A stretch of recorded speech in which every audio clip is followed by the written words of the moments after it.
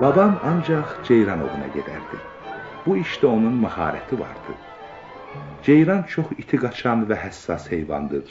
Buna görə də ceyran ovu başqa ova bənzəməz. Bizim yerlərdə, yəni Qarabağda məşhur ceyran qovan atlar var. Onların boyları uca, ayaqları incə, başları kiçik olur. Qaçmaqda heç bir at onları keçə bilməz. Kəndimizdə yaxşı at minənlərdən biri babam sayılırdı. Ceyran ovunu da çox sevirdi. Bir gün babam ovdan əli boş qayıtdı. O gündən sonra daha ceyran ovuna getmədi.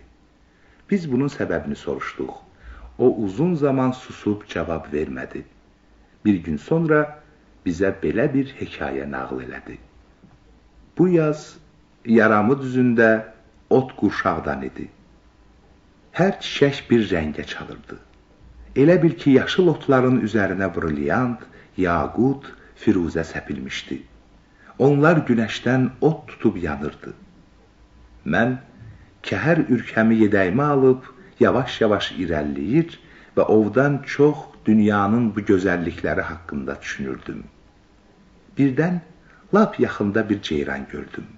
O, otların arasından görünən uzun boynunu burub mənə baxırdı. Niyə qaçmış? Deyə təəccüb etdim.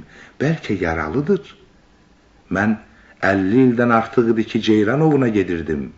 Lakin yorulub yolda qalan ya da yaralı olan heyvana güllə atmamışdım.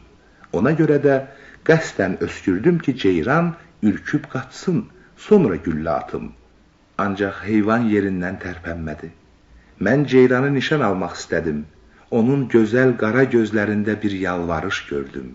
Elə bil deyirdi, görürsən ki, mən qaça bilmirəm, atma. Mən qəsdən çaxmağı şaqqıldatdım. Onun qara gözlərinin bulağında bir damla göz yaşı parladı. Qollarım boşalıb yanıma düşdü. Bu nə sirdir? Ceyran yaralı deyildi. Amma yanında bir cüt körpə quzusu var idi. Gözlərim yaşardı. Bir də heç zaman ceyrana güllə atmayacağıma and içdim.